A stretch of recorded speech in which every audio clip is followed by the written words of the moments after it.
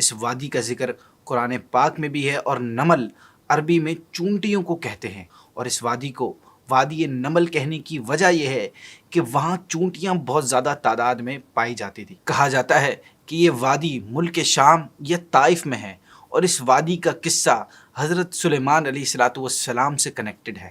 ناظرین، حضرت سلیمان علیہ السلام کو اللہ پاک نے زمین کے ایسٹ اور ویسٹ کی حکومت عطا فرمائی تھی۔ 40 سال آپ علیہ السلام اس پر حکومت کرتے رہے، پھر اللہ پاک نے اپنی رحمت سے پوری دنیا کی حکومت آپ کو عطا فرما دی۔ جنات، انسان، شیطان، یہاں تک کہ پرندے، چوپائے، درندے، ہر ایک چیز پر آپ علیہ السلام کی حکومت تھی، اور اللہ پاک نے آپ کو یہ خصوصیت عطا فرمائی تھی، یہ آپ کو ایک فضیلت عطا فرمائی تھی کہ آپ ہر ایک کی زبان سمجھتے تھے، انڈرسٹینڈ کرتے تھے۔ آپ علیہ السلام کا سفر بڑا انٹرسٹنگ اور دیکھنے والا ہوتا۔ جب آپ کسی سفر پر تشریف لے جاتے تو پہلے جنوں، انسانوں اور پرندوں وغیرہ کے لشکروں کو جمع کیا جاتا تھا، پھر وہ سارے لشکر پہلے ایک جگہ سیکونس سے روکے جاتے تھے، پھر وہ سب ایک ساتھ چلتے تھے۔ حضرت سلیمان علیہ السلام کا لشکر جب چلتا تھا تو وہ 300 میل کی جگہ کور کرتا تھا۔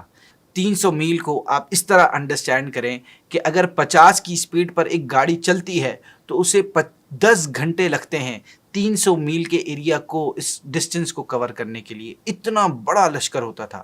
75 میل پر جن ہوتے، 75 میل پر انسانوں کے لیے، اور 75 میل پرندوں کے لیے، اور 75 میل وحشی جانوروں کے لیے ہوتے۔ اور یہ بھی ایک حیرت انگیز بات ہے کہ حضرت سلیمان علیہ السلام کا سفر کبھی ہوا پر ہوتا تھا اور کبھی پیدل اور سواریوں پر ہوتا تھا۔ تو ناظرین، ایک مرتبہ آپ علیہ السلام پیدل سفر پر نکلے تو آپ کا گزر طائف یا شام کی اس وادی سے ہوا جہاں چونٹیاں بہت زیادہ تعداد میں پائی جاتی تھیں۔ جب چونٹیوں کی ملکہ نے حضرت سلیمان علیہ السلام کے لشکر کو دیکھا تو وہ کہنے لگی، اے چونٹیوں، اپنے گھروں میں داخل ہو جاؤ، کہیں حضرت سلیمان علیہ السلام اور ان کے لشکر بے خبری میں تمہیں کچل نہ ڈالیں۔ ناظرین، یہاں ذرا اس بات پر بھی غور کریں کہ چونٹیوں کی ملکہ کے الفاظ بڑے انٹرسٹنگ ہیں کہ اس نے یہ کہا کہ کہیں تمہیں بے خبری میں کچل نہ دے۔ اس نے یہ الفاظ اس لیے کہے کیونکہ وہ یہ جانتی تھی کہ حضرت سلیمان علیہ السلام نبی ہیں اور جسٹس اور انصاف کرنے والے ہیں۔ ظلم اور زیادتی آپ کے شان کے لائق نہیں ہے، اس لیے اگر آپ کے لشکر سے چونٹیاں کچلی جائیں گی تو وہ بے خبری ہی میں کچلی جائیں گی، نہ کہ جان بوجھ کے۔ حضرت سلیمان علیہ السلام نے چونٹیوں کی یہ بات 3 میل سے دور سے سن لی، اور آپ چونٹیوں کی ملکہ کی یہ بات سن کر مسکرا اٹھے۔ پھر جب آپ وادی نمل یعنی ان چونٹیوں کی وادی کے قریب پہنچے تو آپ علیہ السلام نے اپنے لشکر کو وہیں رکنے کا حکم دیا، یہاں تک کہ چونٹیاں اپنے گھروں میں داخل ہو گئیں۔ یہاں آپ کو اس چونٹی کے بارے میں بتاتے ہیں کہ حضرت وہب رضی اللہ تعالیٰ عنہ نے ذکر کیا ہے کہ اس چونٹی کا نام جرسا تھا، اور یہ چونٹی قبیلہ بنو شعبان سے تعلق رکھتی تھی، اور حیران کن بات یہ تھی کہ یہ چونٹی لنگڑی اور فیمیل تھی۔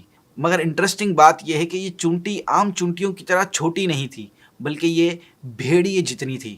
اتنی دور سے چونٹی کی بات سن بھی لی آپ نے اور سمجھ بھی لی، اس پر آپ مسکرا اٹھے اور اللہ پاک کا شکر ادا کیا اور فرمایا، ان اشکر نعمتک التی انعمت علی وعلی والدی وان اعمل صالحا ترضاہ وادخلنی برحمتک فی عبادک الصالحین۔ میں شکر کروں تیرے احسان کا جو تو نے مجھ پر اور میرے ماں باپ پر کیے، اور یہ کہ میں بھلا کام کروں جو تجھے پسند آئے، اور مجھے اپنی رحمت سے ان بندوں میں شامل کر جو تیرے قرب خاص کے سزاوار ہیں۔